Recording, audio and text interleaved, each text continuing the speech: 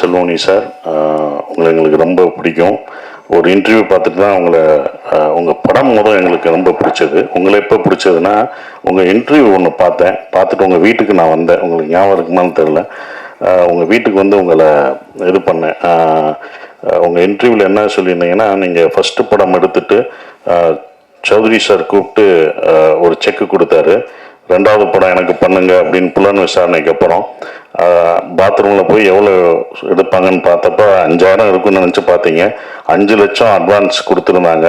அதை வச்சுட்டு நான் வீட்டுக்கு போகலான்னு போகும்போது ராவுத்தர் சார் ஃபோன் பண்ணி, விஜயகாந்த் சார் ஆஃபீஸில் ஃபோன் பண்ணி, விஜயகாந்த் சார் படம் அடுத்து 100வது படம் அவருடைய படம், அதை நீங்கள் தான் எடுக்கணும் அப்படின்னு சொன்னோடனே மறு நிமிஷமே அவர் போய் அந்த செக்கை என்னை ஃபஸ்ட்டு கொடுத்த ப்ரொடியூசருக்குன்னா நான் அடுத்த படம் பண்ணுவேன் அப்படின்னு சொல்லி அந்த 5 லட்சத்தை அவங்களுக்கு கொடுத்துட்டு வந்ததை பார்க்கும்போது, இப்படி ஒரு மனிதர் இந்த காலத்துலையா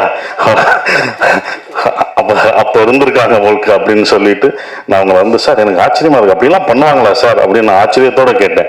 ஜெயிச்சுட்டு அதே கம்பெனிக்கு பண்ணுவாங்களா சார், இது ரொம்ப சந்தோஷமா இருக்கு சார் அப்படின்னு சொன்னேன்.